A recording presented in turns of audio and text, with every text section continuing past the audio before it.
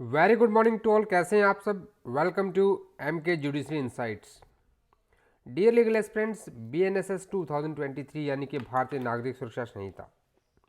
अभी हम लोग पढ़ रहे थे नई CRPC को। अभी तक आप लोगों ने जो हम अभी तक टोटल 6 पार्ट्स लेकर आए और ये हमारा जो 7th पार्ट है। इन टोटल 6 पार्ट्स में आपने देखा कि जो बेसिक्स थे आपके वो आपके अब तक क्लियर हो गए हैं। आज का टॉपिक बेयर एक्ट से नहीं है। आज का टॉपिक बेयर एक्ट से नहीं है। आज हम एक बहुत इंपॉर्टेंट एस्पेक्ट पे बात करेंगे जिससे आपकी अंडरस्टैंडिंग बहुत बेटर हो जाएगी। तो इस वीडियो को ज़्यादा से ज़्यादा शेयर करें ताकि जुडिशियल एस्पिरेंट्स को बहुत बेसिक जो क्रिमिनल लॉ की समझ होती है, जो क्रिमिनल जस्टिस सिस्टम है हमारे इंडिया में, वो समझ में आ सके।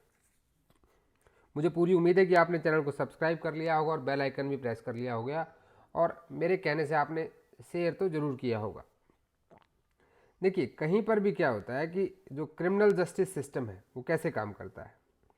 कहीं कोई ऑफेंस होता है, मर्डर हो गया, किस तरह से एक्यूज्ड को अरेस्ट किया जाता है, कैसे कोर्ट उसको पनिश करती है, किस तरह से उस पनिशमेंट तक पहुंचाने में हमारी इन्वेस्टिगेशन एजेंसीज का रोल होता है। So in this video we will try to understand the criminal justice system, how it works. If you want to become a good litigator, you want to become a good student of the law, you must understand both the things, criminal justice system and civil justice system. आज हम इसी की बात करेंगे। देखिए, start करते हैं। Criminal justice system, इसको जो मैं चार्ट्स बनाऊंगा, इन चार्ट्स को ना आप थोड़ा सा फेयर बना लेना, वीडियो पॉज करके, आपके बहुत काम आएंगे। कहीं पे भी it is the prime duty of the state to give the security to their citizens, उनको प्रोटेक्शन देना, ऑफेंडर्स को पनिश करना, सोसाइटी में पीस एंड हार्मनी बनाए रखना, उसके लिए लेजिस्लेचर के द्वारा कानून बनाना, ये सारा किसकी ड्यूटीज है? स्टेट की ड्यूटी है। State doesn't means Haryana, Rajasthan, UP, it means the our country India. हमने कॉन्स्टिट्यूशन में पढ़ा है आर्टिकल 12। सो यहाँ पे देखो, जब क्रिमिनल जस्टिस सिस्टम की बात आती है तो इसमें दो चीज़ें इन्वॉल्व होती हैं। पहली तो कुछ एजेंसीज हैं और दूसरा यहाँ इन्वॉल्व होता है एक प्रोसेस कि how to control these things, how to manipulate, how to manage these things. ये किसके द्वारा बनाई जाती है? लेजिस्लेचर के द्वारा। और लेजिस्लेचर ने इसके लिए क्या बना दिया? भारतीय न्याय संहिता, हमारी पुरानी IPC, हमारा BNSS भारतीय नागरिक सुरक्षा संहिता जो कि CRPC होती थी, आपका भारतीय साक्ष्य अधिनियम यानी कि इंडियन एविडेंस एक्ट, और सिविल मैटर्स के लिए CPC है, एंड अदर सो मैनी। इसके अलावा बहुत सारे स्पेशल लॉज हैं। So the parliament enacted the laws to maintain the criminal justice system or the civil justice system, and the agencies which are involved in all these laws defines their role. कौन कौन सी agencies हैं? सबसे पहले आती है आपकी police. ये दोनों काम करती है। It will help to prevent the commission of the offence and it will also help the to punish the accused after the commission of offence. Then your court जो उसको पनिश करते हैं, और इन दोनों के बीच में कौन आते हैं? आपके public prosecutors, assistant public prosecutors, ये भी आपकी एजेंसी हैं, इन दोनों के बीच में आते हैं। Now the court will, the police will do the investigation, PP and assistant PP will present the state, the victim in the court of law. मैं क्रिमिनल लॉ की बात कर रहा हूँ। And the court will decide the guilt of the accused, and after deciding the guilt he either may be acquitted or either may be convicted. If he acquitted, we go to your sweet home, enjoy, you are innocent. But in case if he is convicted, then he has to go to behind the bars, और इसको कहा जाता है jail, यानी कि prison, department of prison. And all these agencies are the part of the state. अब मैं particular state की बात कर रहा हूँ, इंडिया में 28 स्टेट्स हैं, उनकी बात कर रहा हूँ मैं। इसीलिए जो हमारा कॉन्स्टिट्यूशन ऑफ इंडिया का शेड्यूल 7 है, उसके according the criminal law is a part of concurrent list. 3 list है वहाँ पे, central list, state list and concurrent list. Concurrent list में दोनों इसमें अमेंडमेंट कर सकते हैं, सेंटर भी और स्टेट भी, because we are quasi federal, हम उस चीज़ में अभी नहीं जाएंगे। So by this you understood how the agencies are involve and what is the process. ये बेसिक चीज़ समझ आ गई। अब देखो, कोई भी जब ऑफेंस होता है तो ऑफेंस का टारगेट क्या है कि अगर जिसने ऑफेंस किया है, the accused person, he must get punishment. So the last product of the criminal justice system is the punishment. Punishment की हमने अलग अलग थ्योरी पढ़ी थी जब हमने आईपीसी की क्लासेस की थी। तो जो थ्योरीज होती है वो होती है so that it can set an example and to prevent the offenses, further commission of the offenses. But the process from a person who do some offense and to take him to the level of punishment, there is a process. What process? That is known as trial. तो इसका एक fair trial होना चाहिए, उसको सुना जाना चाहिए कि वो सच में एक्यूज्ड है कि नहीं है। अब इस ट्रायल से पहले की एक प्रोसीजर होती है कि इसके बाद की होती है। पहले वाले को हम कहते हैं प्री ट्रायल प्रोसीजर और बाद में पोस्ट ट्रायल। अब प्री ट्रायल क्या है कि कोई ऑफेंस हुआ, उससे पहले क्या होगी, इन्वेस्टिगेशन होगी, इंक्वायरी होगी। इन्वेस्टिगेशन कौन करता है, पुलिस। इंक्वायरी कौन करता है, मैजिस्ट्रेट। देन ट्रायल होगा depending upon the gravity of offence, अगर वो समन केसेज है, वारंट केसेज है, सेशन ट्रायल होगा नहीं होगा। ठीक है, हमने सारे ट्रायल पढ़े हुए हैं।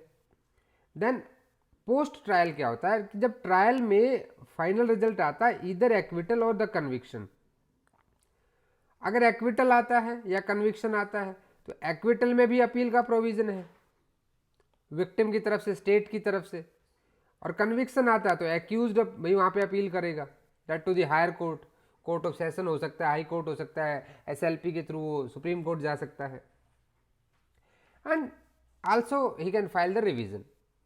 So in this you see there is a pre-trial procedure which help the court to complete the trial, and after trial there are the rights of accused as well as victim to go to re-verify that order given by some subordinate court to the higher court कि भाई ये इन्होंने सही दिया कि नहीं दिया। तो ये बेसिक चीज़ समझ में आ गई होगी आपको। अभी देखो, प्री ट्रायल में इन्वेस्टिगेशन, इंक्वायरी, ट्रायल में कोर्ट भाई प्रोसिक्यूशन विटनेसेस को सुनेगा, एग्जामिनेशन ऑफ एक्यूज्ड होगा, देन आपका पोस्ट ट्रायल में आपकी अपील, रिवीजन वगैरह सारी चीज़ें होंगी। और बिल्कुल जब सब कुछ लास्ट हो जाता है तब हमारी आती है रोल में प्रिजन अथॉरिटी, उसको जेल में रखा जाएगा। क्लियर? पुलिस और जेल दोनों अलग अलग चीज़ें हैं, prison authority and police authority are different. अब इसको एक बेसिक तरीके से समझते हैं। ये मैंने आपको एक ओवरव्यू दे दिया। मैं आपको ओवरव्यू इसलिए दे रहा हूँ कि we will try to remove layer by layer so that you can understand in a better way. अब आप सपोज करो कि कोई एक इंडिविजुअल है, देखो बिल्कुल शरीफ है बेचारा, मेरी ड्राइंग काफ़ी अच्छी है, एकदम शरीफ है, इसका नाम मैंने दे दिया विक्टिम। अब इसके साथ में कोई अपराध हो गया, भाई कोई एक व्यक्ति आया जो क्या था, बहुत बदमाश था, ये कोई नाम से ही बदमाश लग रहा है, ये था एक्यूज्ड। इसको मैंने एक्यूज क्यों कहा, क्योंकि इसके ऊपर एक एक्यूजेशन, एक चार्ज है।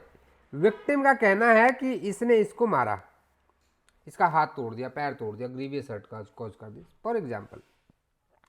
तो इसको हम क्या कहेंगे, एक ऑफेंस हो गया। अब सबसे पहले इस ऑफेंस का क्या होगा, some information must be gone. भाई अपराध हुआ है इस बात की इंफॉर्मेशन जाएगी, कहाँ पे जाएगी, या तो जाएगी पुलिस स्टेशन, जी पुलिस के पास जाएगी। और इन्फॉर्मेशन कहाँ जा सकती है जी, इन्फॉर्मेशन डायरेक्ट कोर्ट में जा सकती है, मैजिस्ट्रेट के पास जा सकती है थ्रू दी कंप्लेंट।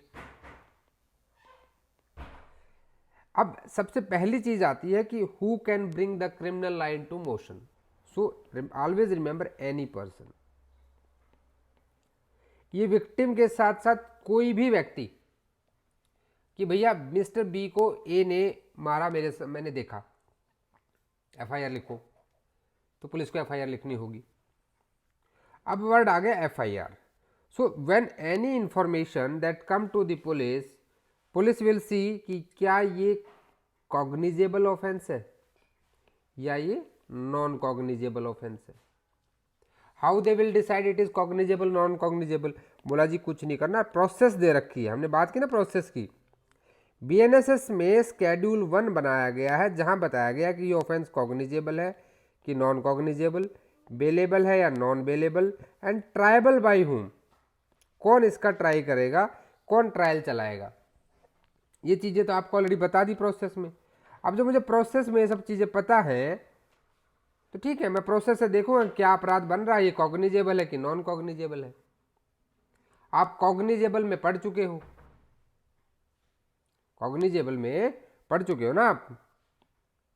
तो कॉग्निजेबल ऑफेंस वो ऑफेंस होते हैं जहां कोई भी पुलिस ऑफिसर विदाउट वारंट आपको अरेस्ट कर सकता है, इन द सेंस एक्यूज्ड को अरेस्ट कर सकता है without the order of magistrate. Non cognizable में उसको मैजिस्ट्रेट का वो चाहिए। अब अगर केस कॉग्निजेबल है, इन दैट केस एक एफआईआर रजिस्टर होगी, फर्स्ट इंफॉर्मेशन रिपोर्ट। और अगर नॉन कॉग्निजेबल है तो एनसीआर रजिस्टर होती है, नॉन कॉग्निजेबल रिपोर्ट। जब एनसीआर रजिस्टर होती है तो वो सीधी सी एक चीज कहता है कि भाई देखो आप ना एक काम करो, एनसीआर मैंने आपकी लिख ली है, you go to the court, आप कोर्ट चले जाओ, पुलिस का काम खत्म। लेकिन जब कॉग्निजेबल ऑफेंस होता है तो इन दैट केस यहाँ एक एफआईआर रजिस्टर होती है, और जब इन्फॉर्मेंट आके इन्फॉर्मेशन देता है तो एफआईआर रजिस्टर होगी under section 173 of the BNSS. अब यहाँ जो भी हम सेक्शन लिखेंगे वो बीएनएसएस के लिखेंगे। अब सीआरपीसी में जब 154 में हम लिखते थे तो उससे क्या डिफरेंसेस आ गए। अब 173 क्या कह रहा है कि एक व्यक्ति पुलिस स्टेशन आया, मान लो इस विक्टिम के साथ जो ऑफेंस हुआ था ये ऑफेंस हुआ दिल्ली में, और भैया रोहतक पहुंच के ये इंडिविजुअल एफआईआर लिखवाना चाह रहा है। तो रोहतक वाले पहले क्या कहते थे कि भैया आप दिल्ली जाओ, दिल्ली में आपके साथ ऑफेंस हुआ है, ठीक है। बट सुप्रीम कोर्ट की गाइडलाइंस थी जहां पे हमने 0 एफआईआर के बारे में पढ़ा, और अभी भी एनएसएस ने इंक्लूड कर दिया कि भैया ये 173 आपको कहता है कि आप चाहो तो 0 कहीं पर भी एफआईआर करा सकते हो, पुलिस वाला मना नहीं करेगा। ये रिटर्न में आ गया, पहले सुप्रीम कोर्ट गाइडलाइन थी, अभी लॉ में इंडोर्स कर दिया गया है। दूसरा यहाँ कहता है कि पहले था कि ओरल और रिटर्न दे सकते हो, अभी कह दिया कि इलेक्ट्रॉनिक कम्युनिकेशन से भी दे सकते हो, मेल भी कर सकते हो, तब भी एफआईआर लिखनी पड़ेगी, क्रिप्टिक एफआईआर हम पहले जो टेलीफोन पे सुनते थे, ठीक है। अब इलेक्ट्रॉनिक एविडेंस, इलेक्ट्रॉनिक कम्युनिकेशन क्या होता है, 21I में हमने पढ़ा है, डेफिनेशन साथ साथ याद कर लिया करो, क्लियर।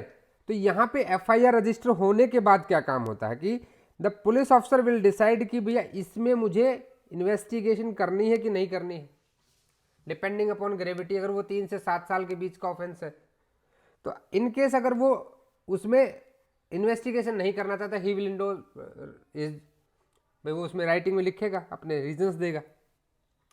अदरवाइज जैसे ही एफआईआर रजिस्टर हो जाती है, एफआईआर रजिस्टर होने के बाद जो एसएचओ है,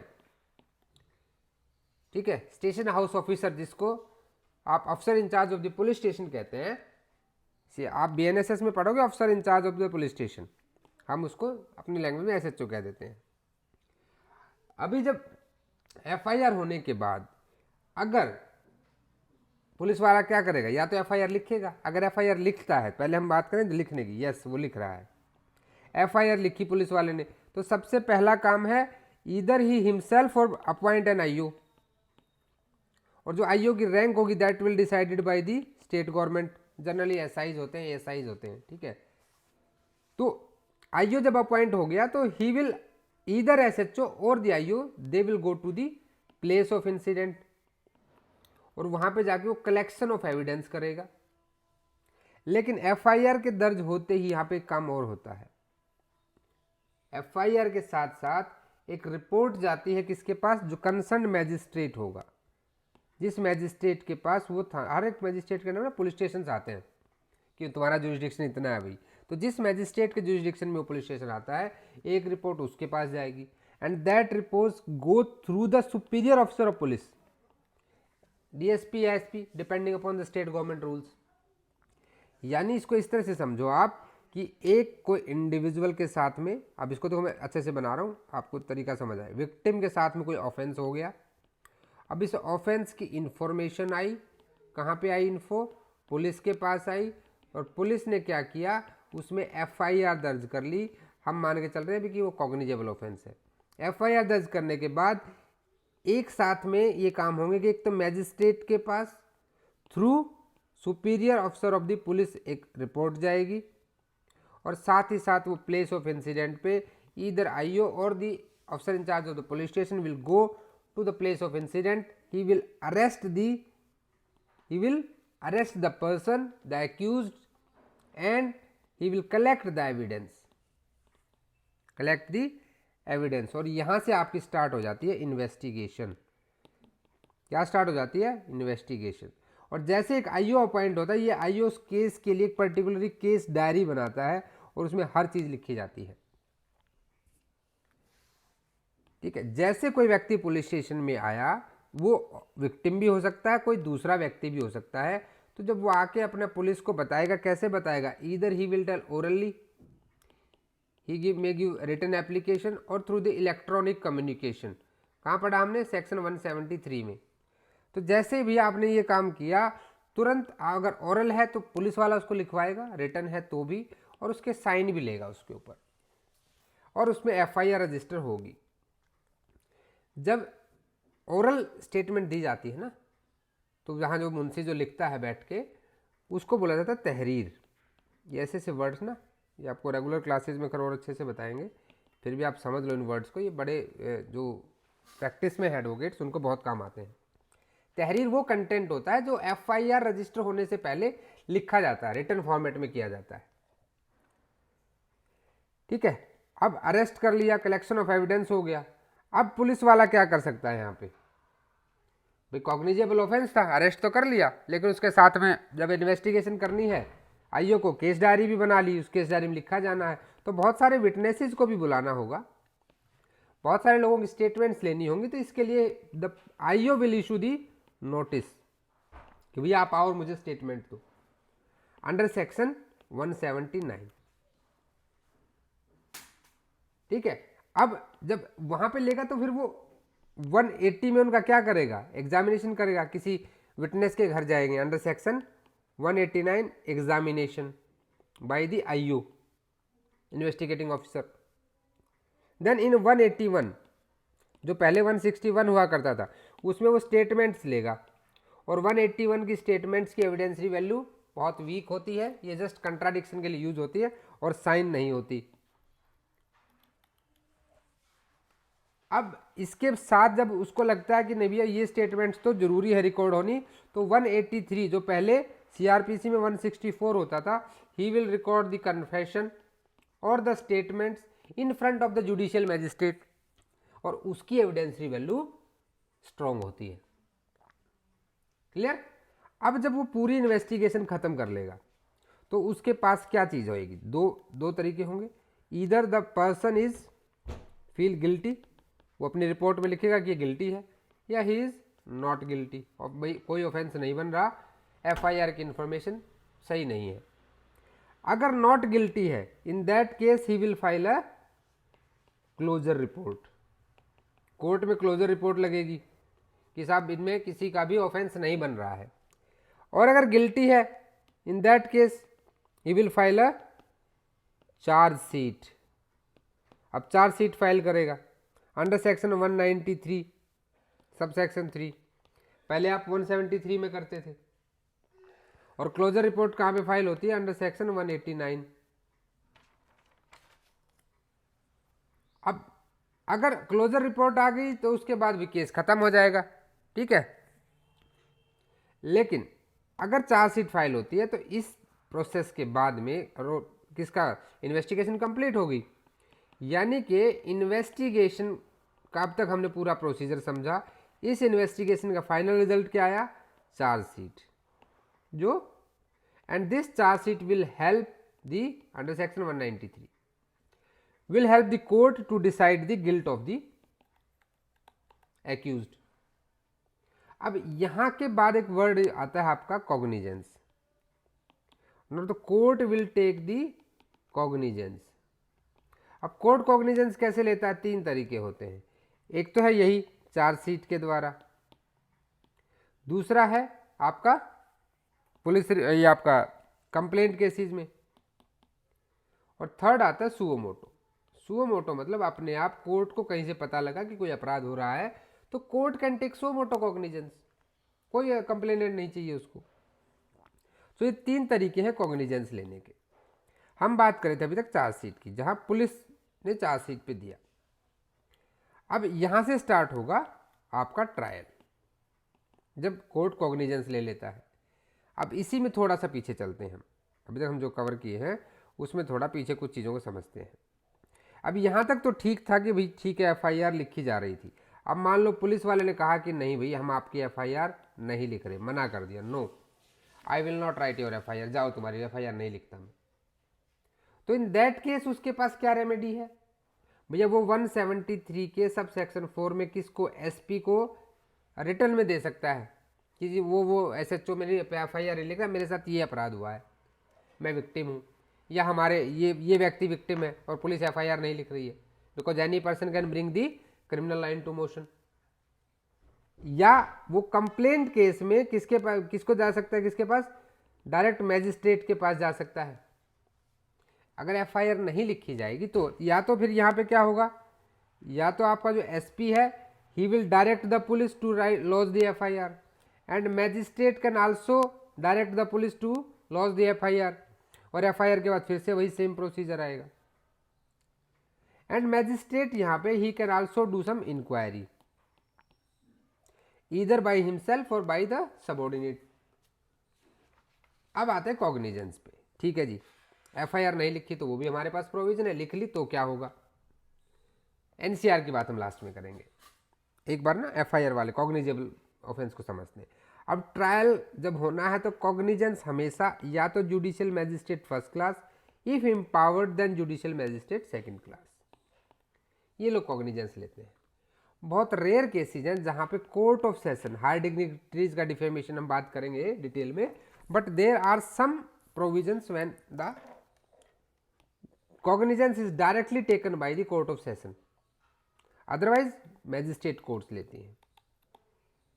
अब मैजिस्ट्रेट कोर्ट ने ले लिया तो सबसे पहले क्या होगा? इशू ऑफ प्रोसेस होगी, इशू ऑफ प्रोसेस, कि ठीक है भाई बुलाओ, किसको बुलाओ? अगर सम्मन केस है तो सम्मन जारी करेंगे, अगर वारंट केस है तो वारंट जारी करेंगे। 2 साल से कम के लिए जो ऑफेंस पनिशेबल है वो सम्मन केस होते हैं, 2 से ज़्यादा वाले वारंट केस होते हैं। अब आ गया accused. Now the charge framing.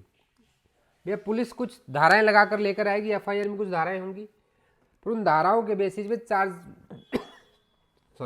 Chargesheet बनेगी। एंड आफ्टर दैट चार्जशीट अब कोर्ट चार्ज फ्रेम करे, और कोर्ट बिल्कुल बाउंड नहीं है कि जो पुलिस धारा लगा के लाए उन्हीं को ले, depending upon the available evidences, and he can also examine the witnesses before trial. Here prosecution evidences की बात नहीं कर रहा हूं मैं, यहां पर भी वो क्या कर सकता है भाई, उनका एग्जामिनेशन कर सकता है, और then he will frame the charge. हम चार्ज फ्रेमिंग पढ़ेंगे अच्छे से। अब जब चार्ज फ्रेम हो जाएगा तो चार्ज फ्रेम होने के बाद फिर ट्रायल चलना है। अब ट्रायल कैसे चलेगा जी? भाई हमारा स्केड्यूल 1 ने हमको क्या बताया कि ट्रायबल बाय हूं, अगर वो मैं भाई कोर्ट ऑफ सेशन से ट्रायबल है उस केस में क्या होगा?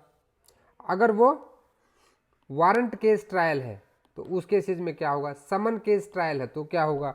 समरी ट्रायल है तो क्या होगा? और प्ली बार्गेनिंग है तो क्या होगा? देखो जब मैजिस्ट्रेट कोर्ट ने कॉग्निजेंस लिया और उसे लगता है कि कोर्ट ऑफ सेशन के द्वारा ट्रायबल है, then he will make commit the case. एक वर्ड होता है commit, committal of the case. Committal of case हमेशा लोअर कोर्ट से अपर कोर्ट की तरफ होता है और अपर कोर्ट से लोअर कोर्ट की तरफ मेक ओवर होता है। अब ट्रायल का प्रोसीजर हम पढ़ेंगे, इनमें से कोई एक ट्रायल होगा। अब ट्रायल होने के लिए सबसे पहले प्रोसिक्यूशन एविडेंस होगा।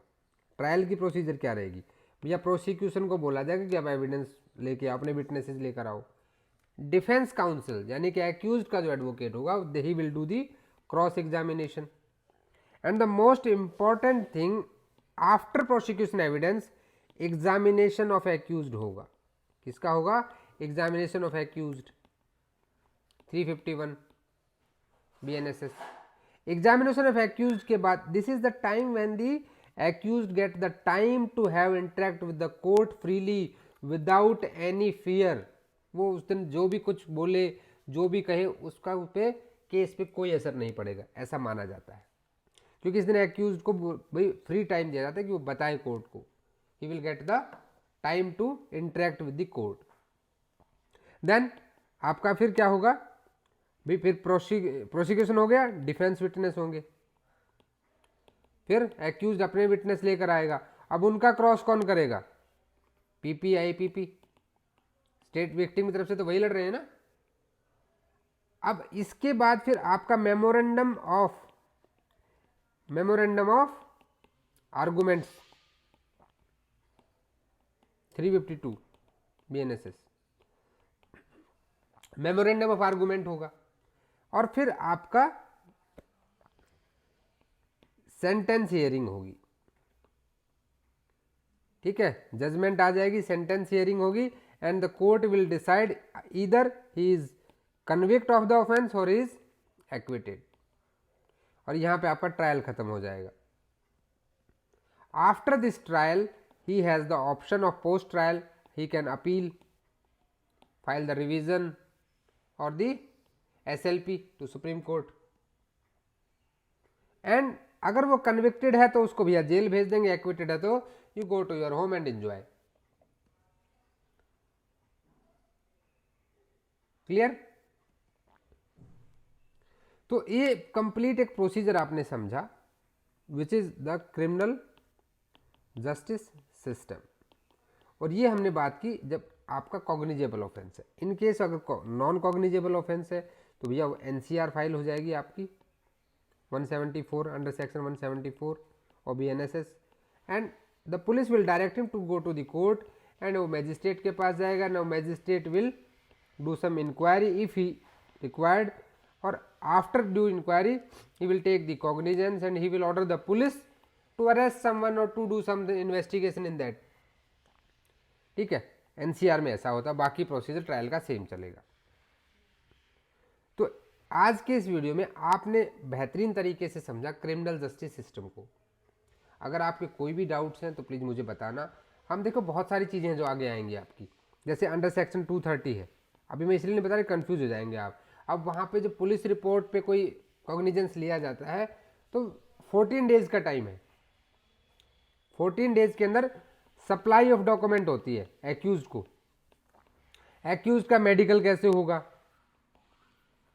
है ना, विक्टिम है, अगर रेप विक्टिम है तो कैसे होगा, अगर भाई रेप की कंप्लेंट है तो किस तरह से फाइल होगी। तो ये सारी की सारी चीज़ें हम थ्रू आउट नेक्स्ट चैप्टर से पढ़ना स्टार्ट कर देंगे।